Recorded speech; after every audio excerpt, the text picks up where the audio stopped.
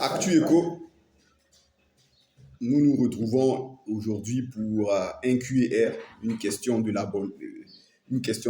C'est un abonné qui pose une question très intéressante au regard des numéros du podcast précédent, de la vidéo précédente, de l'épisode consacré aux monnaies numériques ou crypto-monnaies et aux crypto-monnaies de banque nationale ou les monnaies numériques de banque nationale.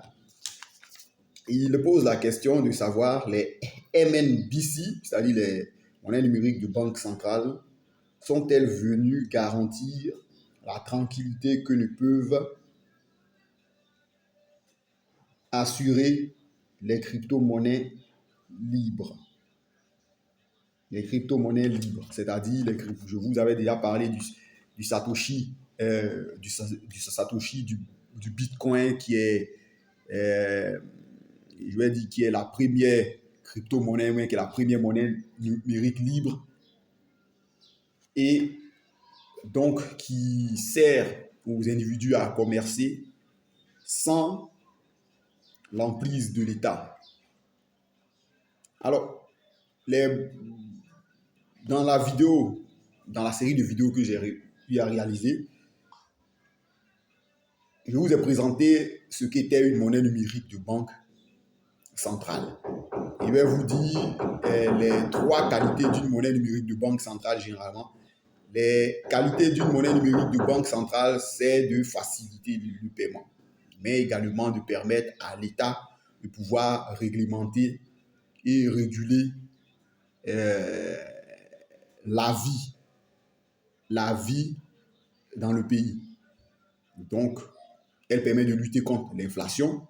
Les monnaies numériques de banque centrale, elles permettent de lutter contre la corruption.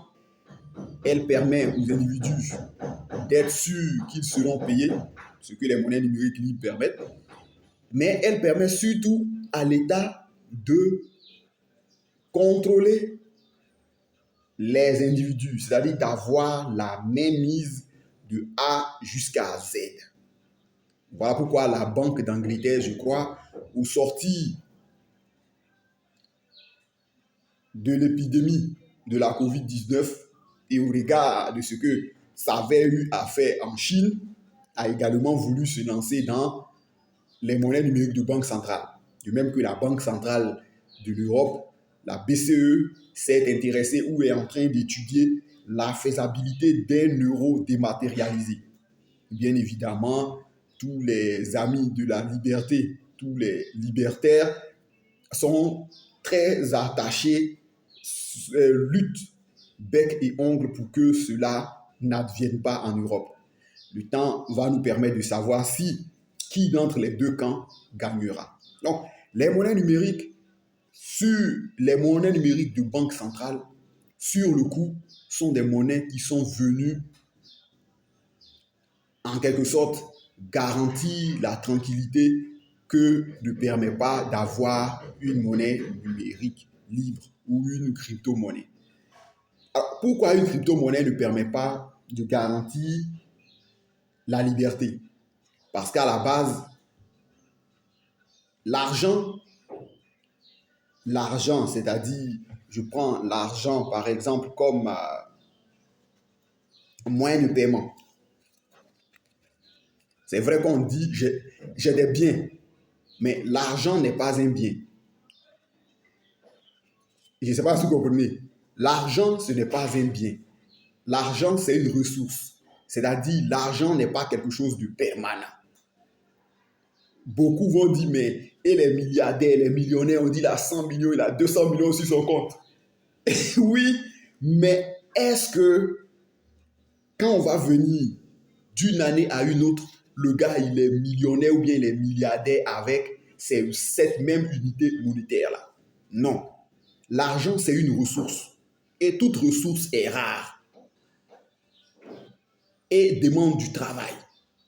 Pour acquérir un bien également, ça demande du travail. Mais le côté le plus intéressant avec les crypto-monnaies libres ou bien les monnaies numériques libres, c'est que ça a été conçu comme étant un bien. Sauf que la valeur que nous connaissons et parfois qui est appliquée aux monnaies, un bien se déprécie. C'est-à-dire, un bien avec le temps, est, un bien se déprécie ou s'apprécie. C'est-à-dire se déprécie, c'est-à-dire perd sa valeur s'il n'est pas demandé. C'est-à-dire, par exemple, vous pouvez avoir construit une maison dans un quartier. Mais parce que le quartier n'est pas habité ou bien parce qu'il n'y a pas beaucoup d'habitants dans le quartier, vous êtes obligé, par exemple, de faire le loyer de votre maison à un prix bas comparé à ceux qui sont dans un quartier mieux en vue ou mieux lotis. Donc, les monnaies numériques répondent à cela. C'est-à-dire, les monnaies numériques sont un peu comme des marchandises. Si votre monnaie numérique n'est pas la plus demandée, n'est pas la plus utilisée, sa valeur baisse. Ou elle n'a quasiment pas de valeur. Or, également, les monnaies numériques, si vous le constatez, n'ont généralement pas de propriétaire. C'est vrai qu'on peut dire, voici celui qui a créé la monnaie numérique, mais celui qui a créé la monnaie numérique, une fois qu'il a fini de faire son travail, comme il vous expliqué, et cela vient de la tradition du premier Satoshi, de Satoshi Nakamoto, quand il a fini de faire son œuvre, il livre son œuvre et laisse l'œuvre se faire administrer ou gérer par les utilisateurs ou bien par les bénéficiaires. Ce qui fait que le cours du Bitcoin ou le cours des monnaies numériques n'est pas stable. Les monnaies nationales également n'ont pas de stabilité parce qu'elles s'échangent contre, mais une monnaie numérique n'a pas un cours stable.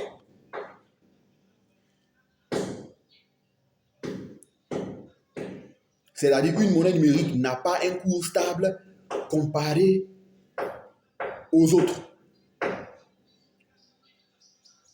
Et également, une monnaie numérique, c'est vrai que maintenant avec certaines plateformes telles que les Binance et autres, on peut épargner, essayer de boursicoter, de gagner quelques sous, de gagner quelques intérêts ou quelques sous de plus sur les monnaies numériques. Mais les monnaies numériques n'ont pas de stabilité.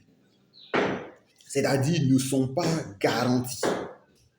Également, ne sont pas à l'abri au regard des vols opérés ou bien du hacking, le phishing opéré par certains groupes de hackers sur des sites tels que les MT Bosk à l'époque. Plus récemment, près de nous, il y a une autre plateforme là, qui a fait faillite là.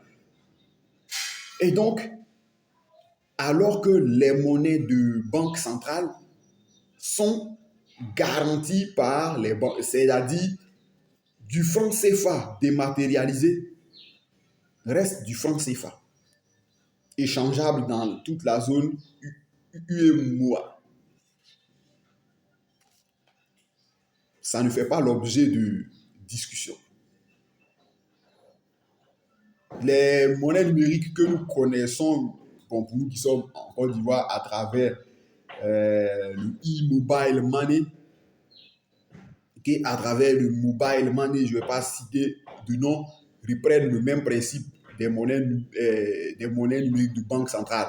Sauf qu'ici, la banque centrale donne une licence à un individu pour que celui-ci puisse dématérialiser le paiement du franc CFA. Et celui-ci verse en retour une caution à l'État pour que